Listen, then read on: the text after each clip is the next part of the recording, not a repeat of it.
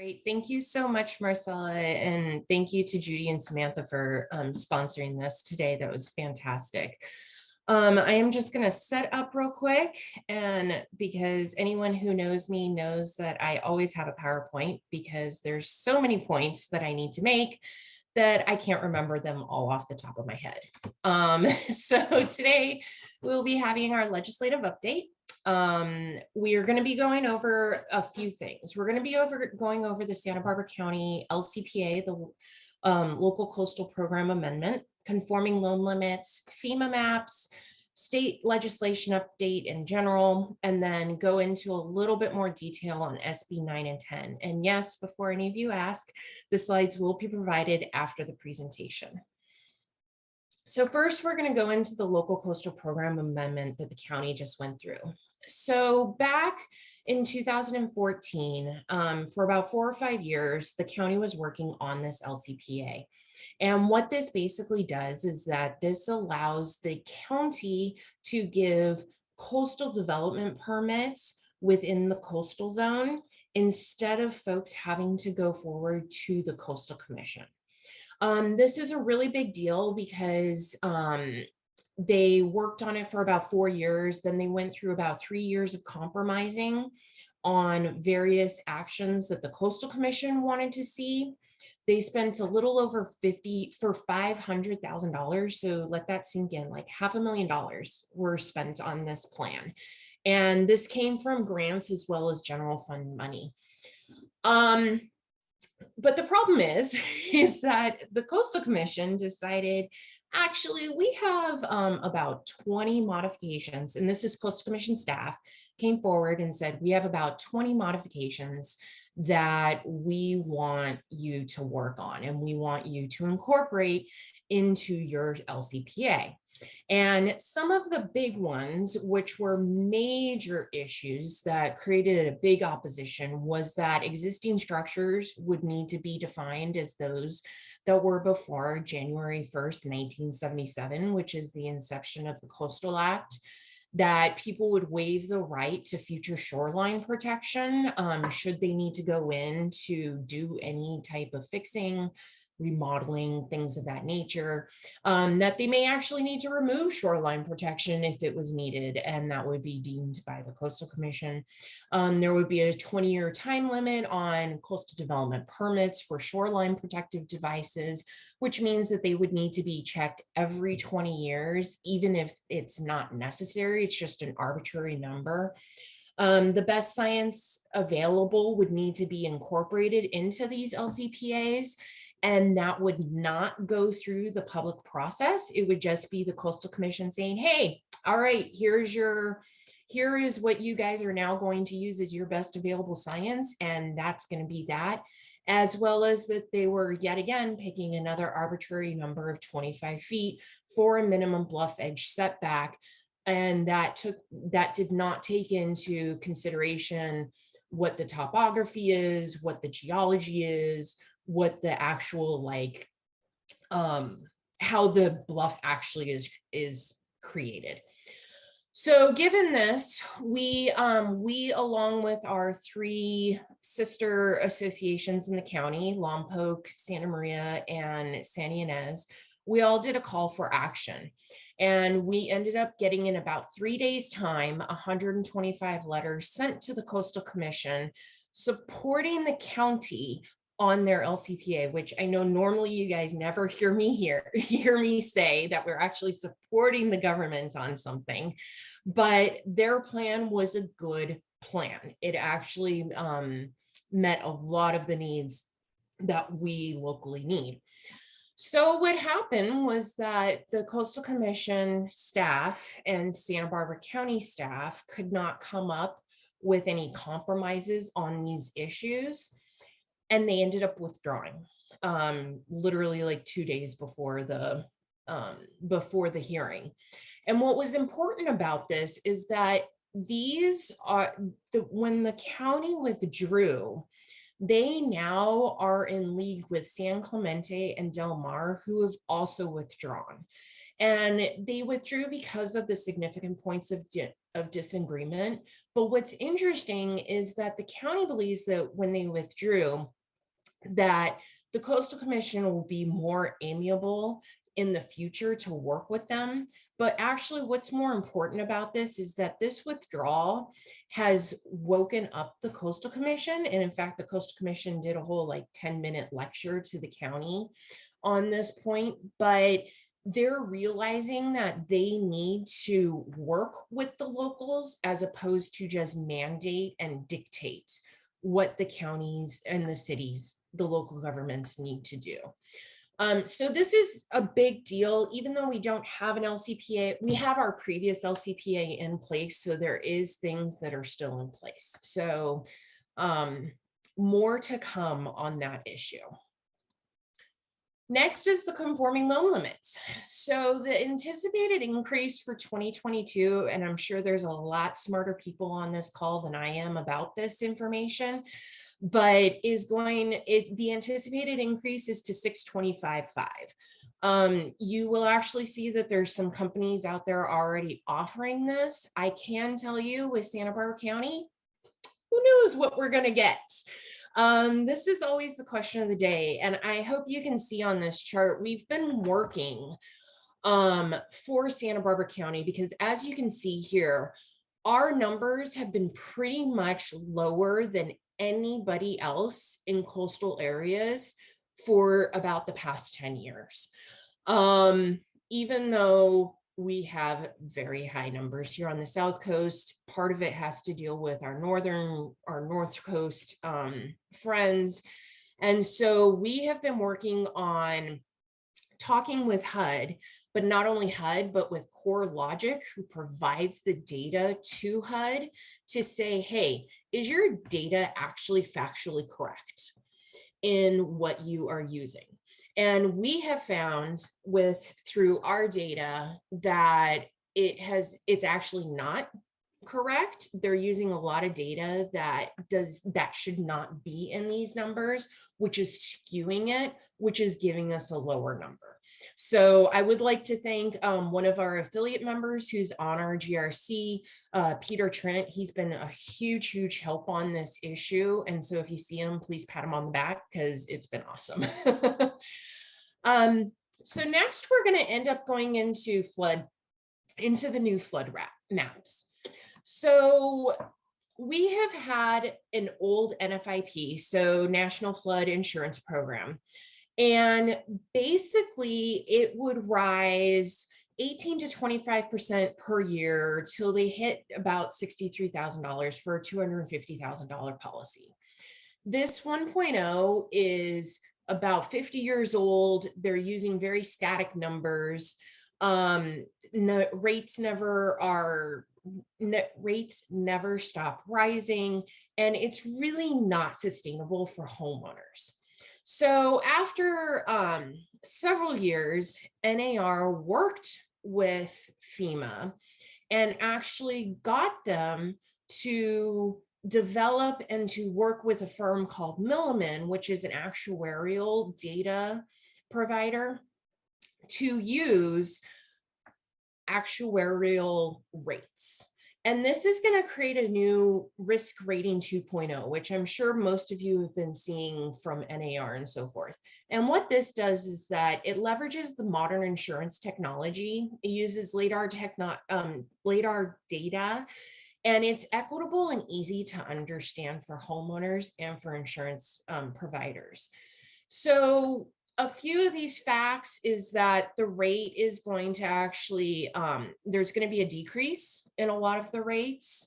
It's going to be property specific instead of just areas. So this is going to be really important for folks who might be like right on that weird cusp of I'm in it, but I'm not. And so it's going to help a lot with that. One of the things that's really important that I want to point out is that sellers can transfer the policy to the buyer.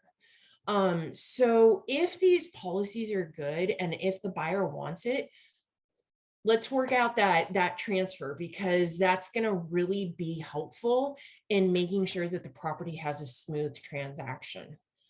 Couple more facts is that it is keeping a cap on the annual increases. You're not going to see as many big increases, and buyers can shop private market as well as what FEMA is offering. So what's not changing with this? So the policy coverage is going to stay the same in residential and commercial. Buyers can still transfer the seller's policy, so that's really good, as I noted before. It's still going to be an 18 or 25% maximum increase for the existing policies when transferred. And you're still going to be required to have the flood insurance in special flood areas, which I can't remember if we have those or not. I apologize. The new map crashed my system, so be careful when you go to look at the map. Have everything else shut down when you go to look at it. And discounts are still going to apply, and the certs are optional now, so that's really good. So the timeline. So new business policies are going to start October 1st. The renewal policies will start April 1st. So just remember these two numbers so that, folks aren't freaking out with their renewals quite yet. Just remember, transitions are typically messy and noisy. So they are installing a whole new operating system. So just take a breath, get the facts, read all the information that NAR is sending out, because it is really helpful. There's a lot of really good information that you need to know. Yet again, this is an actuarial rate. It's not just a static rate.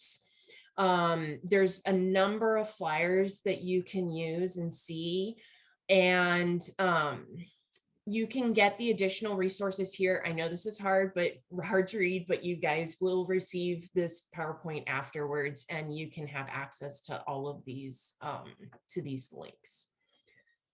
So next, I'd like to take it to California, bring it back home a little bit, and talk about some legislative wins.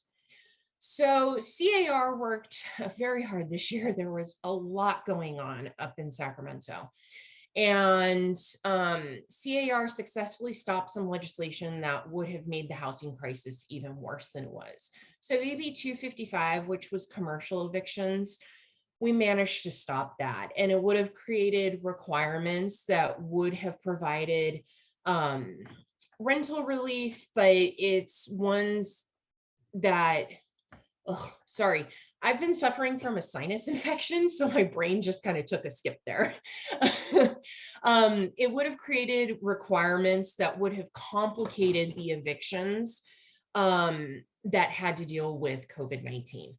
And AB 946 would have eliminated MID on second homes. This bill we deal with every single year. Someone is always trying to bring this forward into Sacramento. And every year we've been able to fight this. We've also stopped AB 854, which was the Ellis Act. And it would have weakened the Ellis Act and would have forced property owners to stay in the rental business for at least 5 years, even if they didn't want to. So that would have kind of stunk if someone went to go buy a property and be like, no, like I actually want to live here. And they're like, nope, so sorry, you need to still have it as a rental property for the next 5 years. AB 1199, which was a tax on rental housing providers. This is yet another one that you see every once in a while that pops up. And this would have been an annual excise tax on rental housing providers. So in addition to everything else that housing providers need to pay for, they then would have had to pay an additional tax.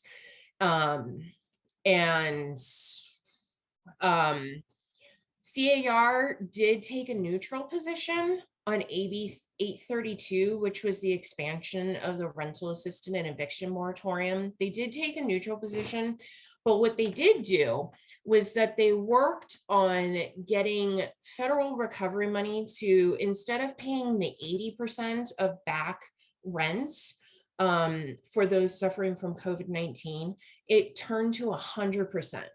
And this may have kind of slipped a few of our notices because Santa Barbara County actually was doing this from the beginning of doing 100%, but this was a pretty big deal. And it also extended the moratorium to September 30th. So that is now done. You can see that there is a legal Q&A or FAQ on this.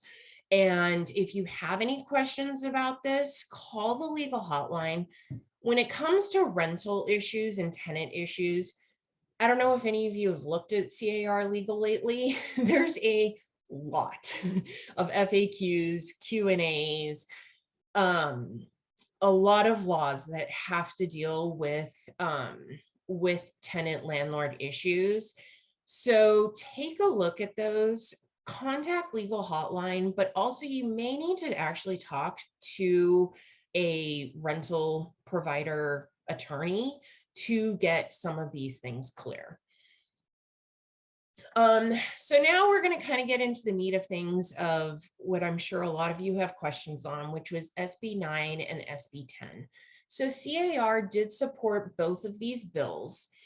And the reason that they supported these is SB 9 was the only bill in, I don't know how many years, that created market rate housing. Every other bill that's been out there has always required that there be the affordable component to it. So you would have to have covenants, you would have to have the affordability aspect. So SB 9, the other good thing, and I'm kind of talking about the good things because I know that there's going to be a lot of questions on this afterwards, is that this also gives wealth to the individual and not developers, which I think is really important to understand, that this really is about the homeowner. It's not about a developer. And SB 10, this bill has created a lot of hoopla.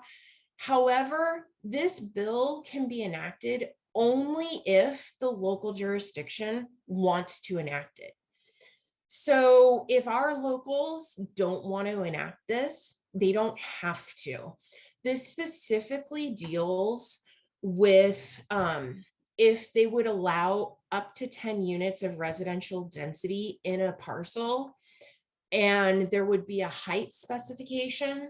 The parcel could be located in a transit-rich area or urban infill, and it would not apply to parcels in a high or very high severity zone per the Department of Forestry and Fire Protection.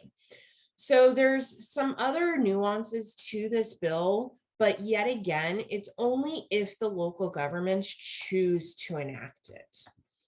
So let's get into SB 9. I know that there's been a lot of questions about this, so took a look at it, been through a lot of different meetings on this. And so I really wanted to just break it down to bullet points for you. So this does take effect January 1st. This is for ministerial approval for duplexes or lot splits. And the lot splits, neither parcel can be less than 1,200 square feet. And there's an owner occupied requirement that an owner resides in one of the units for 3 years. Excluded properties, so this is where SB 9 cannot be part, is outside of single family zones, non-urbanized areas, farmland, historic landmark districts, or hazard zones. Now, these hazard zones are only if it's not mitigated. So for example, in the very high fire severity zone, these are per CAL FIRE. It's not per what the locals say, it's CAL FIRE's maps. And then, so demolition or alteration of the following types of units is prohibited. So this is what you can't do under SB 9. You can't do it if it's a rent restricted housing, If it's housing that's been subject to Ellis Act eviction within the past 15 years, if it's been occupied by a tenant in the last 3 years, and if the demolition of more than 25% of the exterior walls of an existing structure, unless one of the following conditions has been met, which is that a local ordinance allows the greater demolition, or the site's not been occupied by a tenant in the last 3 years. So the local government authority, what can they do under SB 9? What can they create? So they can say that you can have one off-street parking per unit. However, they can't impose that if it's close to a car vehicle share location, or if it's within half a mile walking distance of a major transit stop. Setbacks can be 4 feet or less. Short-term rentals are prohibited. The second unit can be connected or adjacent. So the on-site wastewater treatment systems or septic systems, the percolation test may be required within a specified time frame. Yet again, this is something locals can do. The duplexes must be at least 800 square feet. And so if the lot split is put into place, there can be no more than 2 units on each parcel. So this is really important. I'm going to be saying this over and over again. So under SB 9, if you are using it in order to streamline, you cannot do the ADU as well as doing a duplex. So where you may have heard that you can have up to 4 units per lot, per parcel, that's not true. You could have up to 3. So you could have, if you don't use SB 9, so you could have your main unit, you could have an ADU, and then you could have an JADU, but now you're using ADU laws, not SB 9 laws. An objective zoning standard can be adopted as long as it doesn't physically preclude the construction of the 2 units of being at least 800 square feet. And there are limited grounds to deny. So a project can be denied by the building inspector if it would have specific adverse impacts on health, safety, and the physical environment, and if there's no feasible method to mitigate or avoid those impacts. There is no CEQA on it. And yes, the Coastal Act does apply, but without the public hearing aspect of it. CIDs and HOAs, a lot of questions. So does this apply in HOAs? Can they, can folks start building all of these? So the thing is that most are saying no, it's unlikely to apply here. However, what's interesting is that SB 9 is silent on this issue. So the author of the bill did send out that this bill would not supersede existing HOA documents, so the CC&Rs. However, a court could come in and overrule that, but it's highly unlikely. So at this point, HOAs, nope. So there are additional rules for the lot split aspect of this. So they have to be approximately equal. So they can only be 60-40 when you split a lot.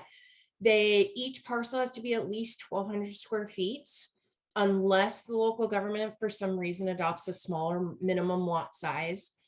Tenant protections and rent restrictions are still in place. So you can't, with rent restricted housing, owner has exercised the Ellis Act within the past 15 years, or it's been tenant occupied in the past 3 years. There's been no prior lot split, ever.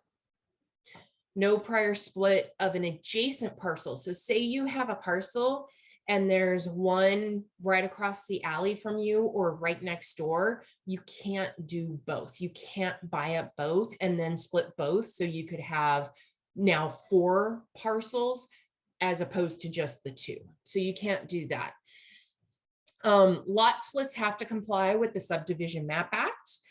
There is no right-of-way required. So basically, the local governments cannot require a dedicated right-of-way or construction of offsite improvements as a condition of approval. Yet again, we go back to those objective zoning standards. No requirement of correcting violations. So if you have a non-conforming zoning condition, it is what it is. Move along. We're going to do something new. You have to have an affidavit of owner occupancy. Yet again, you have to have owner occupancy in one of the housing units for a minimum of 3 years from the date of the lot split approval. Objective zoning standards. There's those limited grounds to deny. And yet again, no more than 2 units per parcel.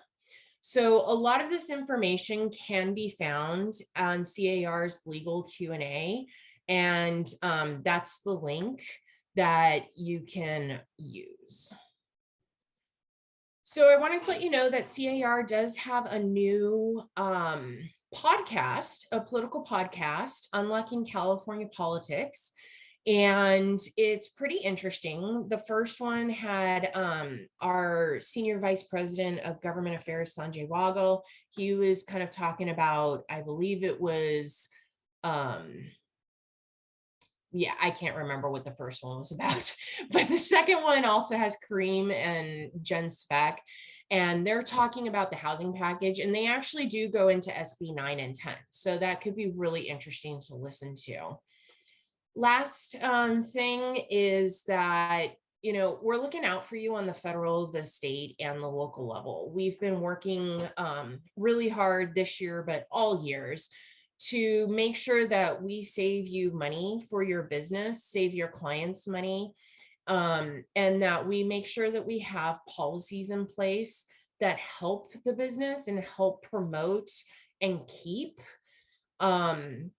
and protect private property rights. So when your dues come up, which they're going to come up, I believe, I think it's next month or December 1st. I forget when it goes out. Just please make sure that you contribute just when you pay your dues. It's the easiest thing, and then we don't have to call you. So, and so with that, I will end my share. There we go.